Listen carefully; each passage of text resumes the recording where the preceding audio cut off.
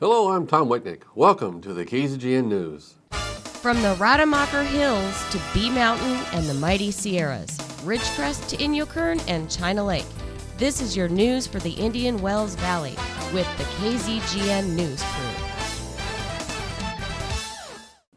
In our top story, a press release from Captain Tyler Townsend, Public Information Officer for the Kern County Fire Department, said just after 5 a.m. this morning, the Kern County Fire Department received a call for a structure fire in the 200 block of West Wilson Avenue.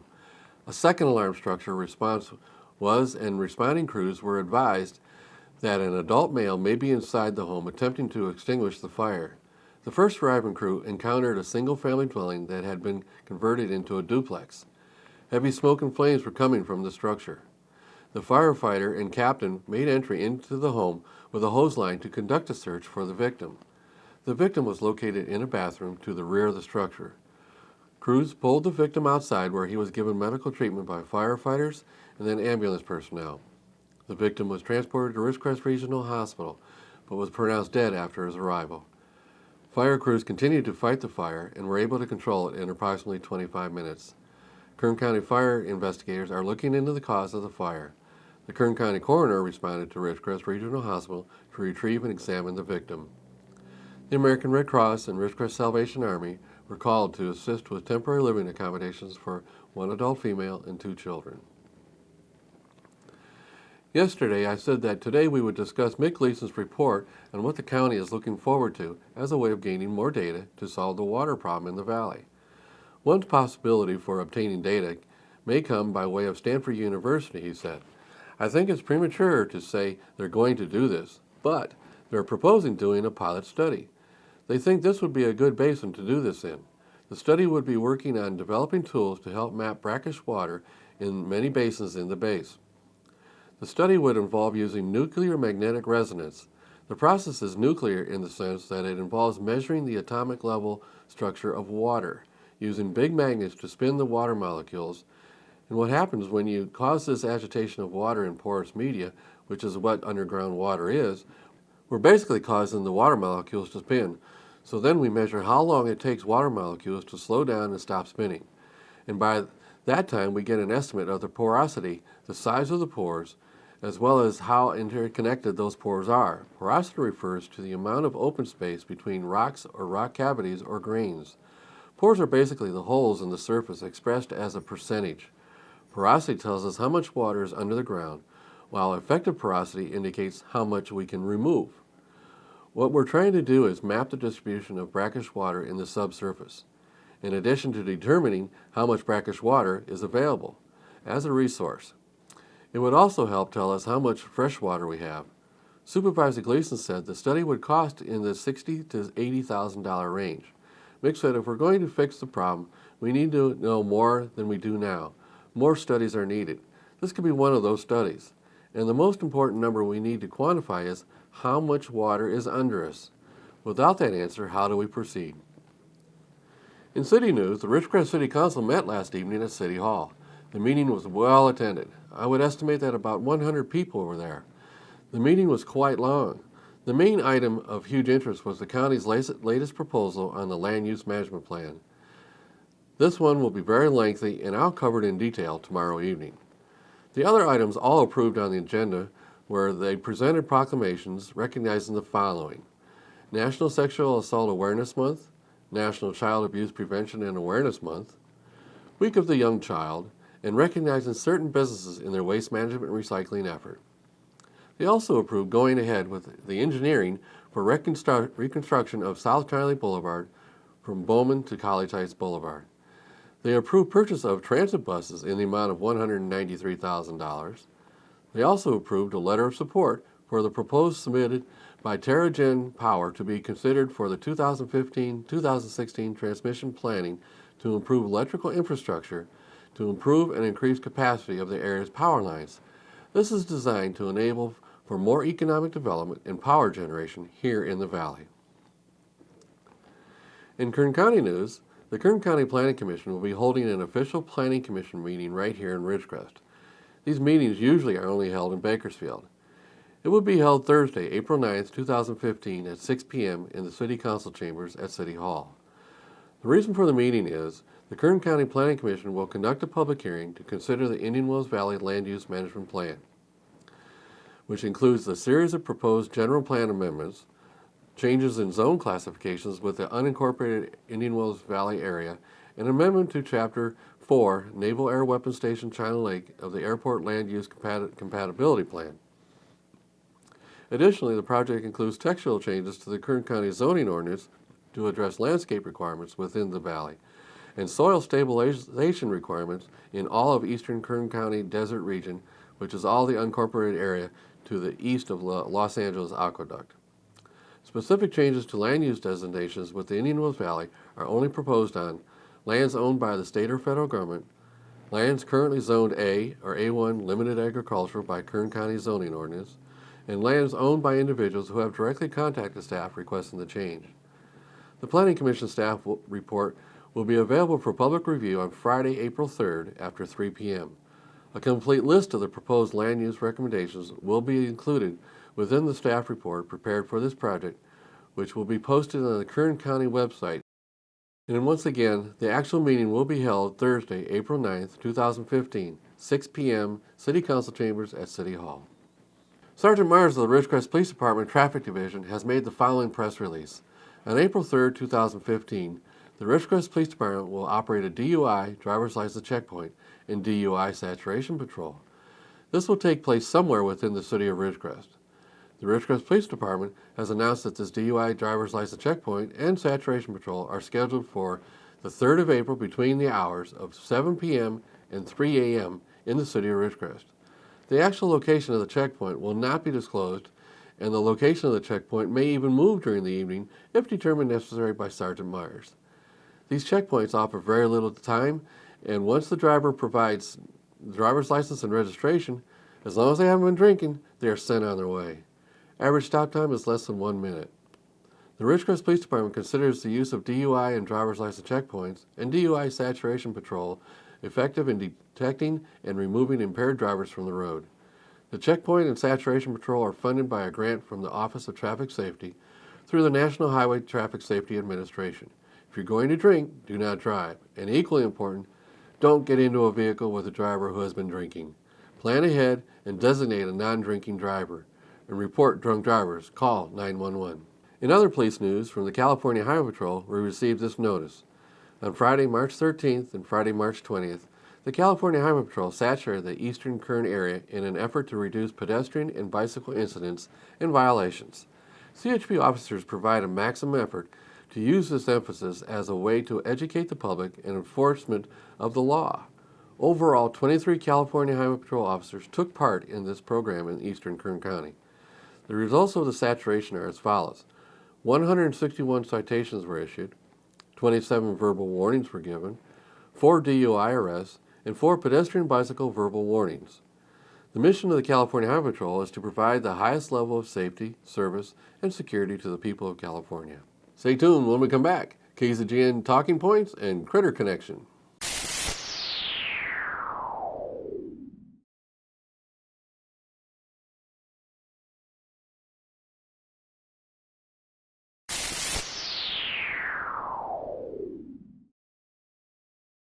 Welcome back, and now Critter Connection with Jolene. Hi everyone, I'm Jolene Sen for KZGN, and I'm here with Mary at Ridgecrest Animal Shelter, and this is Carlo. So tell me a little bit about Carlo. How old is he, his breed? Carlo is a Chihuahua mix. He is about a year and a half old. Very sweet, loves people, very happy-go-lucky kind of guy, and is waiting for a good home. Is he good with children? He is good with children, and he's good with other dogs. Okay, do you have any specials going on this month? As a matter of fact, we do. All of our black and white animals are available for adoption for $10. And the reason we chose that is because it's difficult to adopt black and white animals because of all the superstitions, but they are just as loving, just as playful, and will be a great companion for anyone and everyone. Obviously, Carlo is a wonderful little dog looking for a home. Is there a location and a phone number they can call? Absolutely. You can contact the Ridgecrest Animal Shelter at 411 San Bernardino Boulevard. Our phone number is 760-499-5190. We are open Tuesday through Friday, 11 to 5, and Saturday, 10 to 4. Come down to the shelter, find a black lovable animal, and it's only $10. Okay, thank you, Mary. Thank you. Thank you, Carlo. For KZGN-TV, I'm Jolene Sen. Thanks, Jolene. Now it's time for the 33rd KZGN News Talking Points editorial. The topic of today's editorial is, can we trust information on the internet? But first, let's cover all the comments we received on the KZGN News discussion group on Facebook. For those that don't know, there are local discussion groups. The difference is that ours has strict guidelines as to the content of the post.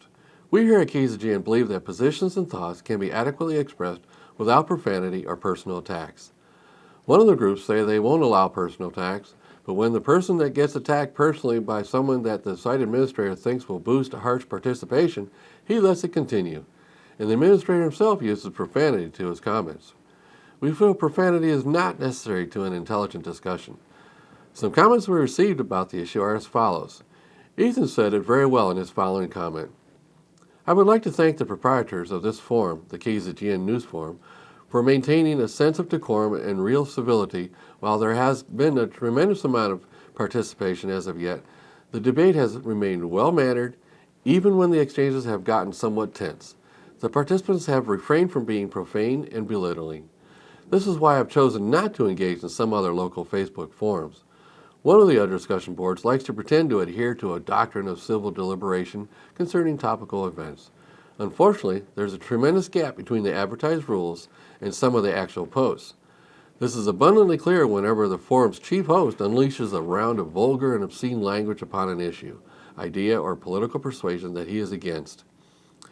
It is hypocritical for someone to lecture others about the need to stay civil in the midst of disagreement, while that same person laces their discourse with crude and abusive language. John wrote, "Thank you for hosting this KZGN forum. It is a great service to the community." Now on to today's editorial. Can we trust information on the internet? I think most of us know that we cannot trust everything we read on the internet. But what is troubling is, even though almost everyone knows what they read may not be truthful, the reactive comments about the comments are discussed as truthful. And it has been studied that oftentimes people will say something from a computer keyboard that they would never have the guts to say to a person. For example, someone says, "Something happened." Then everyone jumps into the discussion under the assumption it is truthful. What if it wasn't truthful? Also, we all know every person brings their own perspective to a topic. We all know that for every topic there is at least one other side of the story. That sometimes the truth is somewhere between the sides. That sometimes people put stuff out with only one purpose in mind, to try and hurt someone. Like trying to express something that happened is bad. Well, there may be a reason for what happened that can't be stated on an open forum. What if there were laws or lawyers restricting one person from defending himself from improper charges? So then everyone reading the one-sided statement believes the statement because the other side did not respond. And who's to say the other side even saw the statement in the first place to respond? People have a tendency to think that everyone lives on the internet. Well, newsflash, many people do not live on the internet. I think that all too often we let ourselves get caught up in internet discussions that are not truthful. We need to be careful in assuming what is being said is truthful. Before you jump onto a bandwagon, research the topic. Make sure you know what you're talking about, and there is no need to get personal. State the facts. In conclusion, I would close by just saying that because it's on the internet does not mean it's truthful. Be cautious at accepting what you read as factual. Oftentimes it is not true, or it is distorted in content. If someone puts charges of negative content towards someone, consider that the charges might not be true. I'm Tom Wittnick, and that's what I think. If you have any comments about this editorial or would like to discuss or recommend a topic, I'd like to hear from you. Please email them to info@kzgn.net. Stay tuned for weather and sports after this break.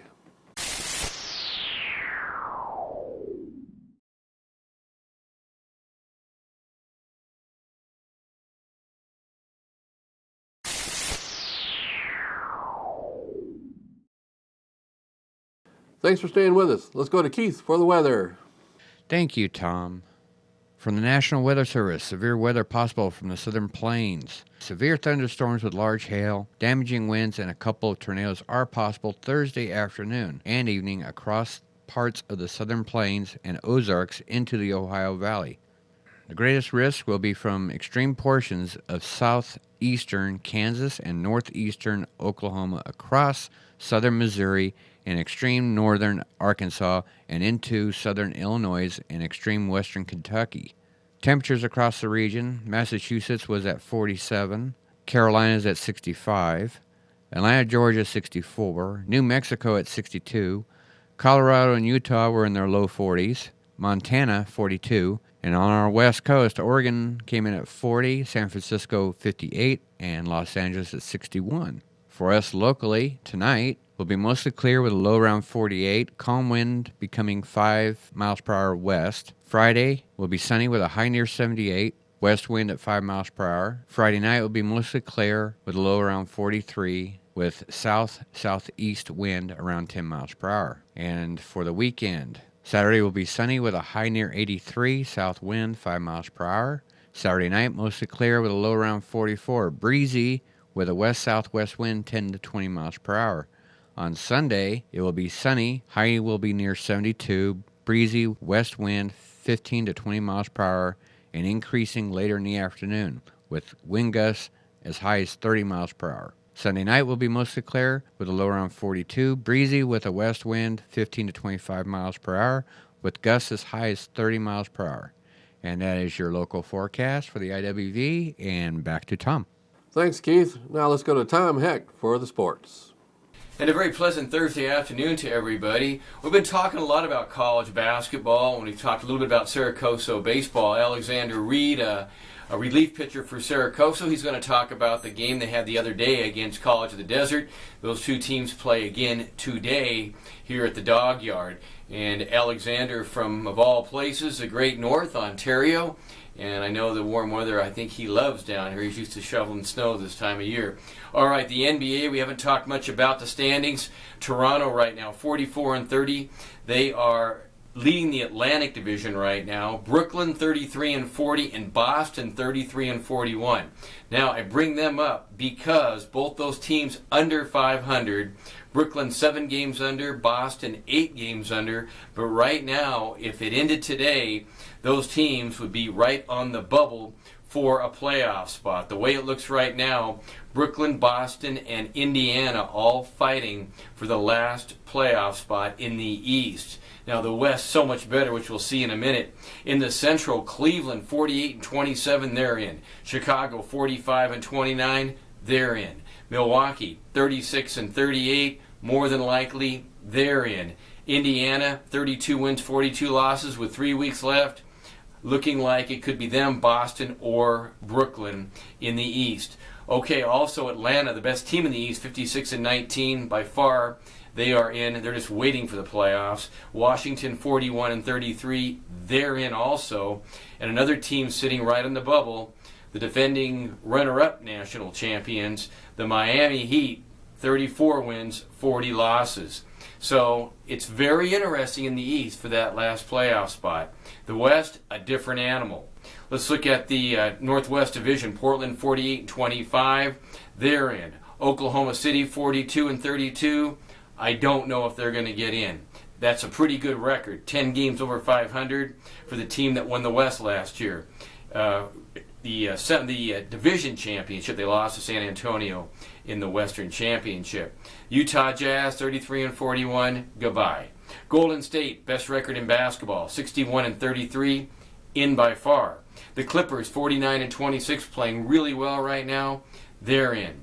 Phoenix 38-37, on the bubble. Don't know if they'll get in. The Lakers, long gone, but only 3 away from getting the number 1 draft pick. We'll look at those teams in a second. In the Southwest, get this, every team, all 5 teams in that Southwest Division are above 500, and they all look right now to be in the playoffs. That's how competitive it is. Memphis, 51-24. Houston, 50-24. San Antonio, 48-26. Dallas, 48-29. And New Orleans in last place, 39-34. So it's a battle with New Orleans and Phoenix and Oklahoma City for the last playoff spot. Very competitive Western Division. All right, the bottom of the barrel, the Lakers 20 wins. The Sixers have 18 wins. Minnesota 16, the Knicks 14. Why is that important? Why do we bring that up? Because the team that has the least wins gets the number 1 pick in all of the draft. That could be key. All right, as promised, Alexander Reed, relief pitcher for Saracosa yesterday in the game against Desert. Alexander, give us the lowdown. Well, Dylan Martin had a good start, going 5 innings. Then we kind of struggled with Rashad coming in. He threw some balls, but got out of his first inning, and then left bases loaded when I came in. And we were still up by 2 at that point, and they ended up getting the lead 12-9, and we left bases loaded in the last 2 innings. We just couldn't find a way to score. So. Okay, now I believe you were part of that game yesterday, correct? Yeah. And how did you feel in throw yesterday? I felt pretty good. We've been throwing a lot lately, lots of games, little pitching staff, but I felt pretty good. Having a little bit of trouble keeping the ball low, but I got my outs, didn't walk anybody, so felt pretty good about it. Now the pitching plans for today's game, do you have any idea what the rotation might be for today? I know that Daryl's starting, but who's coming in relief is completely up to coach. How's your arm right now? Could you go a couple today, or are they going to save you for Saturday? My arm's good to go today, but I don't know. It'll all be up to coach. Okay. You miss being up north? A little bit, but the no snow right now is kind of nice. High school baseball, not quite the same as it is here, correct? No, not at all. Different type animal. Yeah. All right, Alexander, appreciate it. Maybe one of these days we'll have you on a Tuesday night show. Good luck. I know your parents listen in on our website down in Florida, correct? Yeah. Oh, that's great. All right, that's your sports for this Thursday afternoon. I'm Tom Heck for KZGN. So that's the news for today. All of us at KZGN-TV know you have a choice in what you watch for your news. We all thank you for choosing KZGN-TV, Ridgecrest's only community TV station.